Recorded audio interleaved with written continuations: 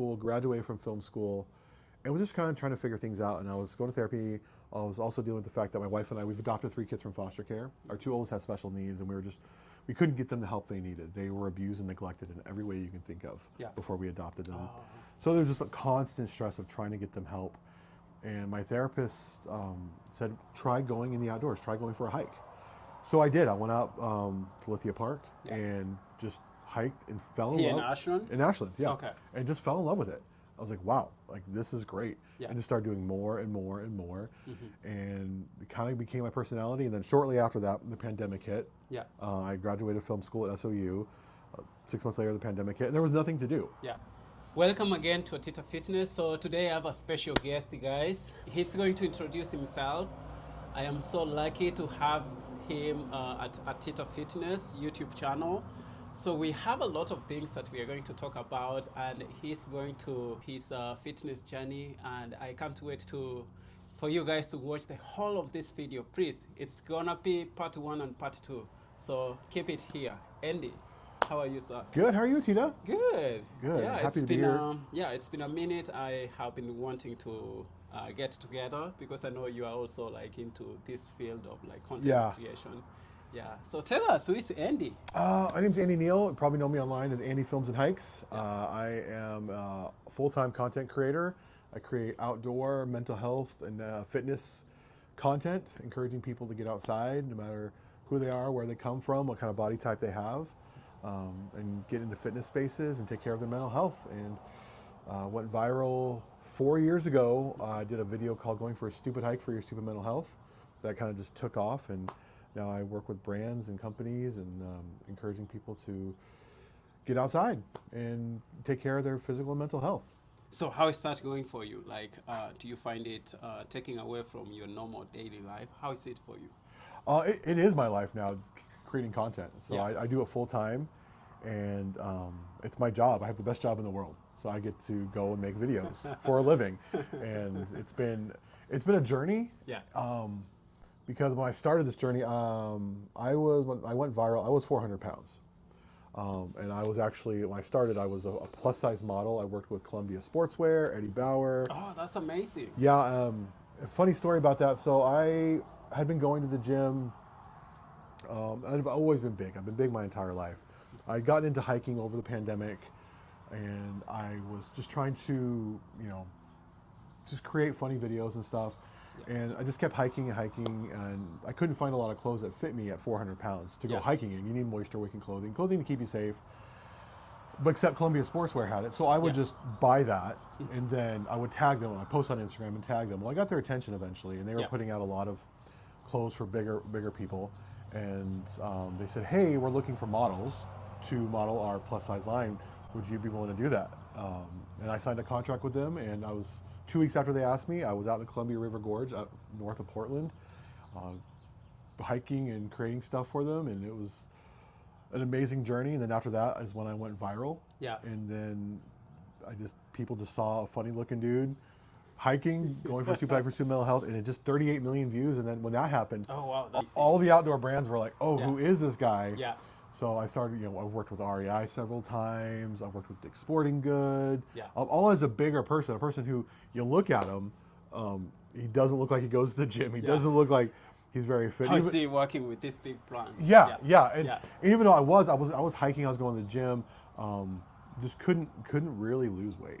It wasn't happening. But I was working, and I was working with brands. I worked with Disney, National Geographic, in a bigger body. Yeah, we are coming back to that because, most of the people that I find who are like overweight, they say that, hey, I don't lose weight when I go to the gym. So we are going to talk more about that so that we get to know your journey, because you have lost over 150 pounds, yep. I can't wait to hear more about that. But before we go there, why did you choose hiking over everything else that we have? So, at the time, I was kind of just trying to figure life out. I was going to therapy. I went back. I quit my old career. Went to film school. Graduated from film school, and was just kind of trying to figure things out. And I was going to therapy. I was also dealing with the fact that my wife and I, we've adopted 3 kids from foster care. Our 2 oldest had special needs, and we couldn't get them the help they needed. They were abused and neglected in every way you can think of before we adopted them. Oh. So there was just a constant stress of trying to get them help. And my therapist said, try going in the outdoors, try going for a hike. So I did. I went out to Lithia Park and just hiked and fell in love. In Ashland? In Ashland, yeah. Okay. And just fell in love with it. I was like, wow, like this is great. And just started doing more and more and more. And it kind of became my personality. And then shortly after that, the pandemic hit. I graduated film school at SOU. 6 months later, the pandemic hit. And there was nothing to do. There was no work. There was bill collectors coming to our door. Couldn't pay bills, so I just hiked. And that's when I started like finding gear that worked for me with Columbia Sportswear and started just posting it. And was it hard for you to find gear that you needed? Oh yeah, absolutely. I mean, like trekking poles, for instance, they're, trekking poles, especially if you're a bigger person, is really helpful to stabilize you, to take pressure off your knees. I snapped a pair. One of the highest level. When you're hiking, you snapped it. I snapped it, just like it snapped in half. And luckily, I found a brand that not very many people know that makes a trekking pole that's like rated up to 450 pounds. After that happened, it's a really well-known brand. I don't want to put them on blast. And they just didn't make them for me. But there was this other small brand that's up in Portland called Dire Right Gear, and like, I probably posted about it. And like, we have one that fits you. And this is before I went viral. We'll give you a discount, and I've been using that trekking pole ever since. But finding gear, moisture-wicking clothing in that fits, in the winter gear, especially in 2020, 2021, was really hard to find. Backpacks. Just having a hip belt that fits around you. You couldn't find one that fits around you. Now the Osprey, Columbia, and Gregory packs all make plus size packs for people. Not just for the hip belt, but also broader shoulders, broader body. So by the time there wasn't that, so you'd be hiking and you just have it on you, and the hip belt wouldn't fit around you. So all that pressure is on your shoulders and your back, and your hips not taking any of that pressure. So yeah, it's extremely hard. That's changed, and it's changing. And I credit that with me not only getting more into the outdoors, but getting more excited, doing more things, and realizing I want to do more, and then losing the weight. How was it when you went outside and now you are seeing all these fit people who are running, and you're here trying to kind of like, do the same thing? How was it for you? Super intimidating. Because I didn't fit into what people thought a hiker was supposed to be. It was like people, you go to outdoor stores, you see the advertisements, and this is changing. You see one kind of person, super fit, white, up on a mountain, and it's like that's what an outdoorsy person is. And you didn't see a whole lot of people who are bigger or not white or out there on advertisements. That's changed quite a bit, and I was a part of that change, which was really cool. Do you think like most brands push those kind of people and they forget about everyone else who doesn't look that? And that is changing, but they look at their demographic and who's buying their stuff, and they just keep pushing to it, not realizing that if you advertise to other people, they'll be able to see themselves in that. And then they're like, maybe I can go for a hike. Maybe I can climb. Maybe I can kayak. Maybe I can go to the gym, that sort of thing. So how did you transition from hiking to now training indoors? Because, I knew you when you started coming to the gym. I'm a personal trainer too. Andy used to show up almost every day. But, when I see someone having that kind of consistency that you had, I know they have something that's pushing them to do something, like something that keeps you waking up and doing that same thing all the time. I wanted to do more and go further on my hikes. And I knew that strength training would help me do that. My goal was, I still haven't done it yet, I'm going to do it this summer, is to hike Mount McLaughlin. All right, behind us here. Maybe I'll be there with you. I would this summer. I'm doing it now. And I was going to Planet Fitness, working out every day there. But then I ended up hurting my Achilles and went to physical therapy. And they gave me this feeling you need to lose weight, all this other stuff. But they were also like, to help low impact with training, you should here's some pool exercises you can do. I didn't have access to a pool at Planet Fitness, so I was friends with Dawn, who was working at Superior. It's like, we got a pool, and so I went there, and I was like, I like this place better than Planet Fitness. So ended up just signing up Planet Fitness and just going every day. Not getting stronger, but the weight was just staying on. The weight wasn't. So, coming from outside hiking, you love nature, you like looking at trees and all that, and now you're coming to this environment where like people are indoors pushing and pulling weights. How was it for you? How was that change? It was intimidating at first. However, I went to the gym as a teenager, so I knew it. I took weight training classes in high school. I knew what to do, but I also knew that there was a lot of people who look at me and they're like, "Oh, is he supposed to be here?" Oh, okay. Yeah. And how do you know that? Because sometimes it's hard. Like it's something that you experience because there's a lot of that, like at the gyms. But I would like to know from your side of the story. There are people who say things like, "Oh, you might want to try this or that," or as you're coming in or leaving, "Oh, good for you, keep it up." They say little things, and you're like, I know what I'm doing, or like, or if like you go to the gym at a different time of day and someone who's never seen you there before, "Oh, good for you for getting in here." I'm like, I've been a member here for 3 years. Yeah. Like, I just come in the mornings. No, I'm not usually here in the afternoons. Yeah. So, yeah. Do you think there's a different culture inside the gym which makes people are looking forward to lose weight, intimidated to come inside, and they prefer just sitting at home? Absolutely. The gym is extremely intimidating. And a lot of that's perpetuated online. Yeah. I know, like, so I would post my hiking stuff online.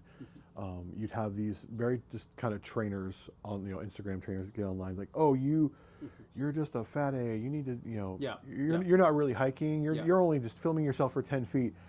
In fact, there was one time. Someone saying you're filming yourself for 10 feet. Yeah, they were saying like I was just filming myself, 10 feet, not really going for a hike. There was one time there was this person here locally who was just torturing me. Every video I posted, they were saying negative, calling me horrible things. And then I was working out at Planet Fitness at the time, and then I saw that person there. I didn't realize they were local. Okay. And this is after I'd gone viral. Oh, wow, okay. And so I just purposely like went over and like, "Oh, I'm gonna go over the free weights here where they're at and just go to the bench next to them and start working out." And the second they saw me, they realized who I was, and they jetted out of there like, "Oh, crud!" Like, because the person had a very distinct look. I'm like, "Oh, I know that's them." Yeah. But the thing is that's the vocal minority. There are a lot of very toxic fitness people out there, but the majority of people I have found, especially in the gym, are super happy and encouraging. And if you ask for help, they're willing to help you. Yeah. But it's just that vocal minority that makes it scary for anyone to really step past the threshold of a gym to really get in there. And I know there's a lot of trauma for people. They've been hurt by other people in the gym in younger spaces, or maybe their parents made them go when they were kids, and they just have bad memories from it, which is totally understandable, because you want to feel like you belong in a space, and when you feel like you're othered, it's hard to go back. And like even now, like I go to the gym now, and people are like, "Oh my gosh, like you've lost a lot of weight," and people talk to me a lot more now than they did before. Every time I'm in the locker room, someone's like, "Oh, I remember you last summer. You've lost like over 100 pounds." I'm like, "Yeah, I have." And they want to know. Whereas before, sometimes you just feel kind of invisible. Yeah. So, what was the turning point for you to get used to the gym culture? Because I know, like it takes some time, and you have to keep showing up. I find a lot of people. I'm a personal trainer who encourage people to show up. Just like come inside the gym, stay there, even if you don't have to do everything else that anyone is doing, just do what is good for you. What was the turning point for you? I think it was switching gyms, going to a gym where it just felt more like a community. Yeah. And it's something Jesse James West has said several times. And I have followed that guy for like since I was Jesse's in high great. school. Yeah, I love Jesse. Even like hearing his story, I've watched almost all his videos. So when I saw you, like you did a video with him, I was like, bro, like I would love to do a video with Jesse James. Jesse, hit up Atita. I would love to. Jesse, please, let's do something together. But you can switch gyms because different gyms have different culture. Yes. And the gym out the Planet Fitness, it's great, especially if you travel a lot. You can go, but my particular one just wasn't good. Okay. The culture wasn't good. It felt very toxic. But when I switched, it was like, oh, this place. There was a lot of people who are older, who they're just trying to be better and and move their bodies every day, and that's felt a lot more my speed. Okay. And there was just a lot more options, a lot more. It wasn't just your basic, stuff. There was, the HIIT. There was all the pool, and the stuff I didn't have. So I knew I could go at my speed. I think it's really important. I think when it's to get into a gym, find a gym that works for you. Yeah. That might be a Planet Fitness. That might be a Gold's. That might be your local gym that's owned locally. And that was for me, just finding a gym that really worked for me and my needs. Yeah. So now talking specific about how people treated you before, outside here, friends, and also like people at the gym, and now, what is something that you see which is more like different? I think I'm not invisible anymore. I mean, people a lot of times. Did you feel like you were invisible? People would ignore you. They wouldn't look up at you. I mean, being 400 pounds, they just look at you like, oh, okay. And they really wouldn't get to know you. Whereas now, I've definitely noticed people, and this is not all people, but a lot of people, they make eye contact with you. They're more willing to talk to you. They don't see you as scary. I mean, I'm almost 6 feet tall and 400 pounds. I mean, I get it. I look scary. Like, I get that. And you have a beard. I have a beard. Like, I look scary. I totally understand that. Yeah. And it's just people just kind of acknowledge you more, and they're just more friendly to you. And at the gym too, people are just. I think a lot of people at our gym, especially, they've seen the transformation, and it's always like, "What did you do? What happened?" Because it has been, I lost 40 pounds of my own before going on medication. Well, one on medication's been 110 pounds since June, so it's been kind of like drastic. I even look at pictures of myself since June. I'm like, oh wow, like, it's drastic. Yeah, I can tell you've been putting so much work towards your fitness. And seeing you, how often do you hike? Is it every day, or like, do you have a specific day? Do you have a routine for hiking? When I'm in town, it's usually every morning. Every morning. So even if it's just a mile or two. Do you go the same trail all the time, or do you kind of? I try to mix it up. I work out a lot. I work in Ashland a lot. I have a co-working space in Ashland, so if I'm out there, I'll do the Lithia Loop, which is 2 miles. Just hit it every day. Yeah. But also Table Rock. I'll do Table Rock, Lower and Upper Table Rock a ton. Amazing. Yeah, I love it. I love getting out to like Green Springs. I love getting up to Jacksonville over here. I try to get out as much as possible. But my wife and I, we walk just in our neighborhood 2 miles every day. At the end of the day, after my daughter's basketball practice, we'll walk 2 miles every day around our neighborhood. We have it mapped out on Strava. But again, look at Oregon; it's so beautiful. It's just outside the window here. Yeah, hiking. It's we live in one of the best places in the world for hiking. There's so much of it. It's so accessible. There's hiking everywhere. Like, you can go to Los Angeles and there's places to go out in nature and hike. But you still got to drive 30-40 minutes. I live 10 minutes from Table Rock. Like, I could be at Table Rock in 10 minutes, which is amazing. It's one of the most popular hiking areas in Southern Oregon. It's so nice. You can see the whole valley up at the top. So what's your favorite hike? My favorite hike. The one that you can go all the time and still feel like. It's super flat. It's Green Springs Mountain Loop. Okay. Up past Ashland. It's a 3-mile loop along the Pacific Crest Trail. You can see Pilot Rock on a clear day. You can see Shasta. And it's super flat, but it's just nice because right now there's wildflowers blooming out there, and you see all different kinds of stuff. Super forested, and then it's like a meadow, and then it's kind of rocky. You can see all the way out to California and the Klamath Mountains. That's my favorite, and it's just one of those hikes where even if I'm not feeling good and I don't want to do some big climb, I can just go out there and do it because it's nice and flat. It's just a loop. It's just great. I enjoy it. Yeah, that's great. So I remember you talked about taking care of the kids. How is it for you, with transitioning your lifestyle to where you are now? How has it become, again, raising kids, mentoring them, and all that? I think there's just definitely been a lifestyle change in our home. We only have one kid at home now, and she's super athletic. She's, she's 5'11". She just turned 13. She wears a size 12 in men's shoes. She plays basketball. She plays for 3 different AAU teams. She wants to play. Even last night, she was like, "I want to play Division I ball." She's obsessed. So she's seen my wife and I is just taking fitness more seriously, taking things we put in our body more seriously. Yeah. And she's adapted that on her own. Like we never want to. We've never wanted to be like, kind of pushy. Push it. Should you be eating that? We never want to do that. Yeah. Like we'll go out to eat and she'll order a salad on her own. Yeah. And we're like, you can have a hamburger. It's fine. You kind of actually need the protein. It's like, I'll just get chicken on it. And she's doing the research on her own because she wants to be the best basketball player she can. And so it's been really cool just to watch us setting an example. Like every night we go for a walk, no matter what. We're going to go for a 2-mile walk. We're going to do that rain or shine. Yeah. And she just, sometimes she'll just be like, I'll just be out here shooting while you guys are gone. Or she'll come with us. A lot of times she'll come to the gym with me just to, right now she's practicing 6 days a week in an actual gym. But she'll come and shoot with me, or she'll do weight training with me. But she has her own trainer now at her AAU program. They have a gym in there where they're doing weight training. And so it's been really cool just to see, as we've changed our habits, and not putting that on her at all, she's just done it on her own. I think that's the best thing that parents can do is support their kids. I was going to ask you about content creation, because I know now you are also doing content, something that you do every day when you're going outside there. How is it for you? How is it going? Oh, it's amazing. I do it full time.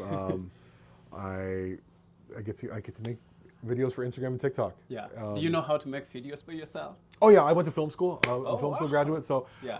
It was kind of natural, and that's probably what helped break me with brands. I went viral, and I've had brands tell me when my first video going for Stupid Hype for Stupid Mental Health. Yeah. It was I did 5 different angles, and I had Columbia tell me like, hey, we can tell you know what you're doing. Okay. Like even though you filmed it with your phone, you know different angles. You framed it right. It was all good. Yeah. So brands look at what I do like, oh, he actually knows how to make a video. He knows how to edit.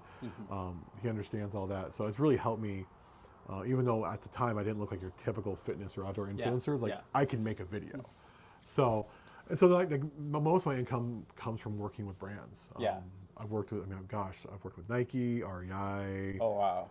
Is that the brands Disney. that I've been looking for? Yeah. Work with. And all that as a big dude between 360 and 400 pounds, I have noticed, as I've gotten more fit and lost a lot of weight, more brands are coming, more clothing brands are coming now. But it's because I knew what I was doing, and I knew how to make a video and make it interesting.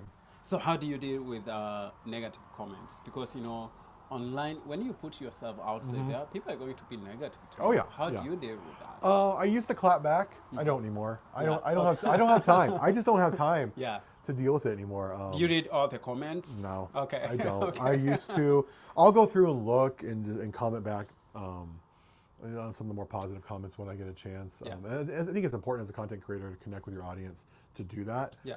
But I just, if I get a video that gets 1 million views, it's going to have 2,000 comments. I don't have time. Yeah. I just don't have time. And I don't have time for the negativity. I got too much stuff going on. People can sit there and make fun of me and say negative things about me. I'm like, I got hiking to do. I got to get in the gym, and I got money to make.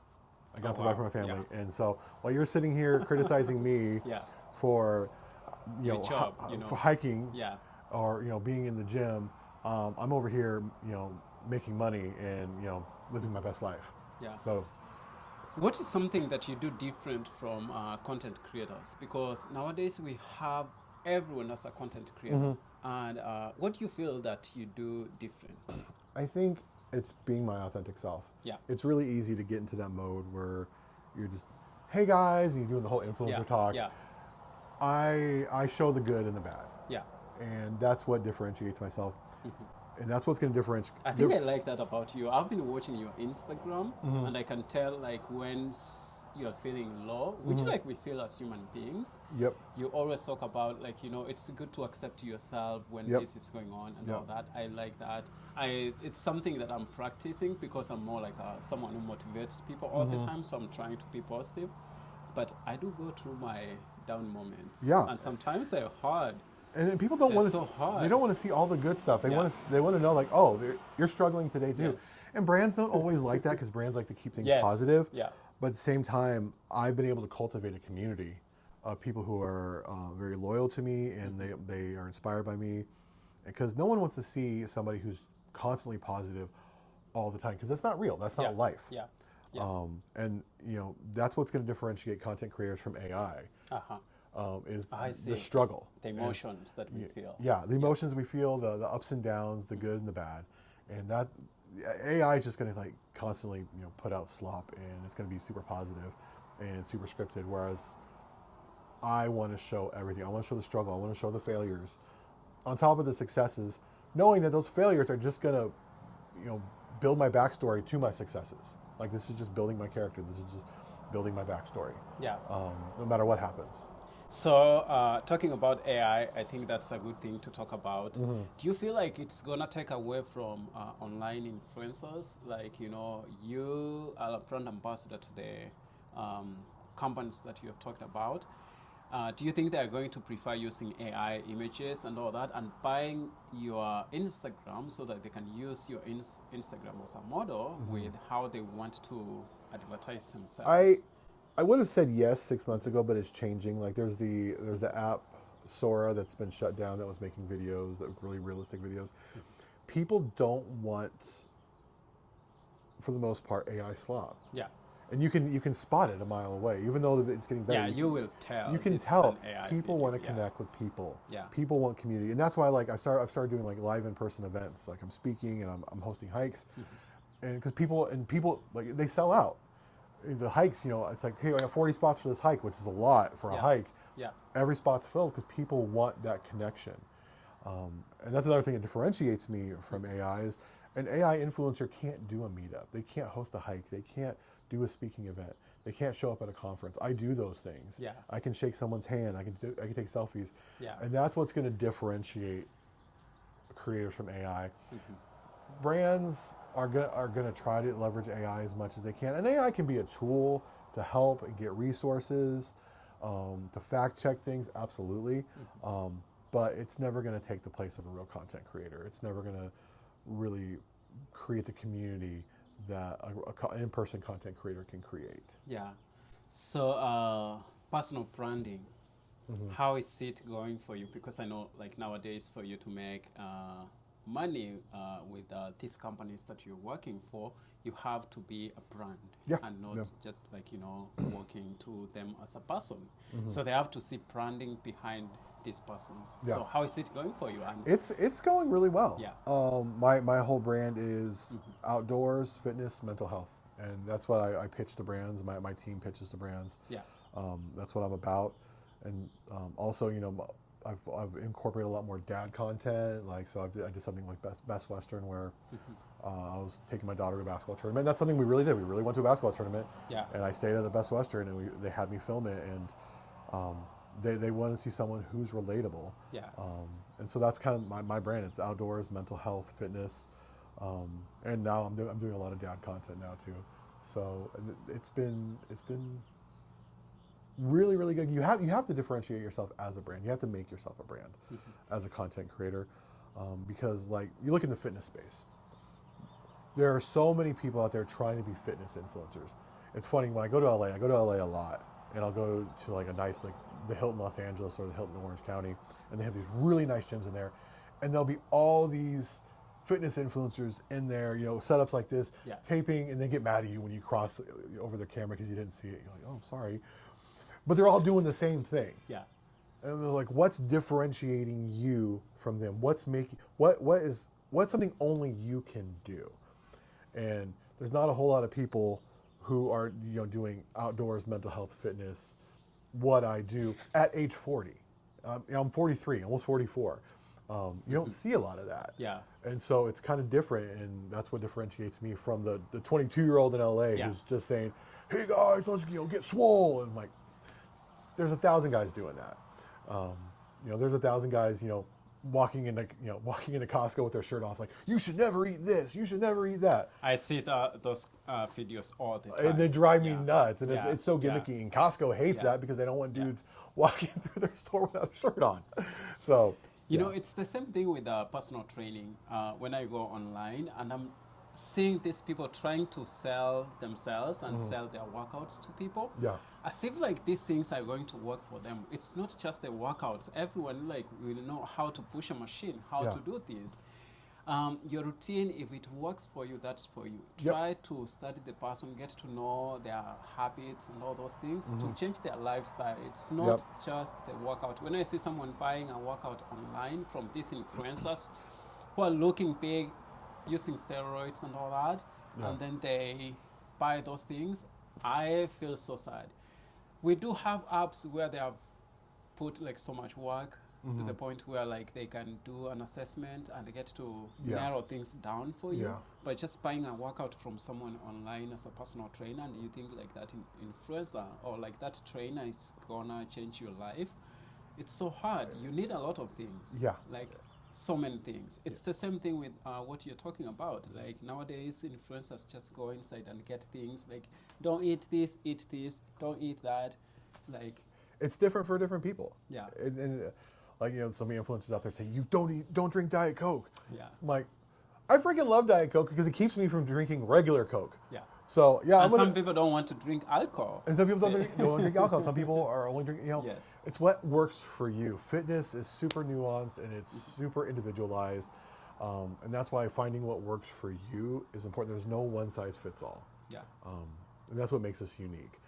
Because what's going to work for that guy who has 8-pack abs, and that's all his job is to work out all day. So of course he's going to look like that. You working out for an hour every day is not going to give you those results. And you just gave him your $50. Yeah. It's not going to I work. work out all the time. Yeah. When I'm outside here, I think people think that I eat the best clean foods, but I allow myself to enjoy life. Like because I'm training, I'm like active all the time. Sometimes I ask myself, if I was doing something different out of the gym, how is my routine gonna look like? How I try to look at that picture and I'm like, okay, you know. And that's what people ask me all the time. How, like, I went on GLP-1 to lose the weight with my doctor. And I think we are going to talk about that. I've lost a lot of weight, and people are like, how have you, I'm on it too, how have you lost it so fast? And it's like, well, I was already active, and my job is literally to hike and work out. Like, that's what I do. I'm walking minimum 3-4 miles a day. I'm lifting, that's my job. So like, when I go to the gym, I'm there for 2 or 3 hours. I'm taking my time. Most people, they have their lunch break. They got 45 minutes to get something in. And that's all they can get, and that's fine. So yes, I'm going to lose weight and gain muscle faster than other people who are on a similar medication than me.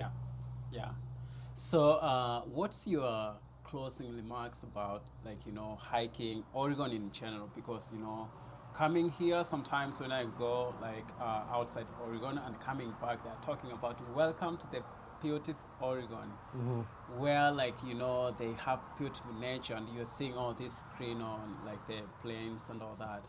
Like, what's more like your closing remarks about hiking, being here in Oregon, how it has supported you to be like a hiker, and if you have like a main hike that you want to do, like anywhere in the US?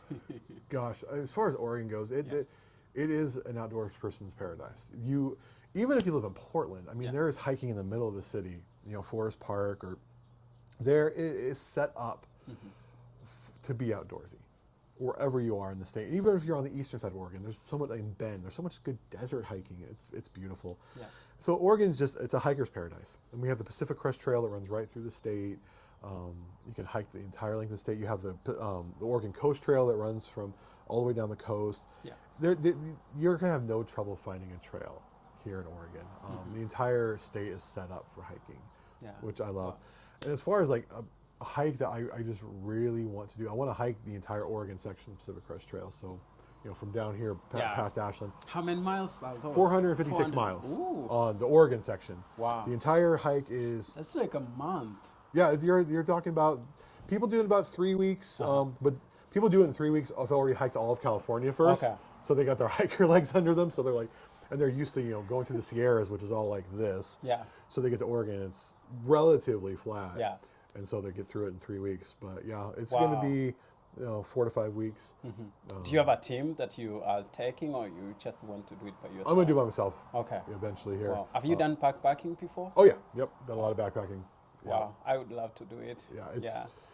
It's a different beast, but I love it. Especially out here on the Pacific Crest Trail, you can just hike sections of it. It's set up for that. There's places to to set up camp. There's places for water. It's amazing. What can you advise someone who is looking forward to start hiking? Because I know, like, it's not sometimes safe for everyone. There's a lot of things that can go wrong, like, wild animals. We have, like, people are not nice outside there. So what is something that you can advise someone who is going to start hiking, being outside? I think just getting comfortable outside, being outside. You're not going to hike some 10-mile trail your first day. Yeah. So find a park where there's a trail and just start walking it. Okay. Get used to walking and then find some inclines, declines. Wild animals, be smart, but honestly, I have never had a... Have you found a mountain lion? I've never seen. I've heard them. Yeah. I've never seen them. Okay. I'm sure they've seen me dozens of times. Yeah. They're all out there. Outside They're there. more scared of you than you are of them. Only like predator I've ever seen out was a bear. I once had a bear that was up near a campground. I was hiking past the campground. The branch broke. It was on a tree and it fell down behind me with the branch and then ran off. It ran away. Wow. It was scary because I'm like, yeah, that's first so of all, scary. this tree just fell behind me. Secondly, that's a bear. Yeah. So that was scary, but I always hear, wild animals. I'm like, the most aggressive animal I've ever seen on the trail has been a deer. Up at Roxanne, it was coming down the hill, and it like ran right into me, and it like got up, like I was like, whoa, okay, and then it kept going. It's people. I mean, other hikers can be intimidating. Be smart about it. Yeah. Tell people where you're going, what you're doing. If you hike alone, if you can hike in a group, that's also good. I'll hike with someone else. But I find I've had some people who've been kind of insulting and rude, but no one's really been aggressive to me. But I understand they're like, especially women, don't feel safe out there, which is totally understandable. Yeah. So make sure you tell someone where you're going. Get a GPS that clocks in with someone else. Let them know where you're at, and just be smart about it. Is there one tool that you use all the time for like safety, security? Some people have like emergency numbers that you can call just in case. I have a Garmin GPS tracker. Okay. So when I start a hike, it'll send a message to my spouse and be like, "Hey, I'm here," and it sends a ping out every 10 minutes where I'm at, and it also has an emergency SOS. I click that and it hooks up with a satellite. Yeah. And then it sends EMS or whatever to me at my exact location. Yeah. And I can also just send messages if I'm in the middle of nowhere with no cell service. Yeah. And it has maps on there where I can know exactly where I'm at. I carry that with me even if I'm up at Table Rock in case something happens. You never know what's going to happen. Yeah. A tree can fall and I cannot get past for some reason, and I need to contact emergency services. And I'll just be able to message my spouse or my wife. I can message anybody from it, which is really nice because it also interfaces with my phone. So I get on the app on my phone and I can text and send the message out. Yeah. I take that with me everywhere, and they're getting better and they're getting smaller. The one I have is about 4 years old. It still works great, but they're getting smaller and smaller. Yeah. They're getting ones that you can hook up to your watch now. That work really well too. Oh wow, that's amazing. Yeah.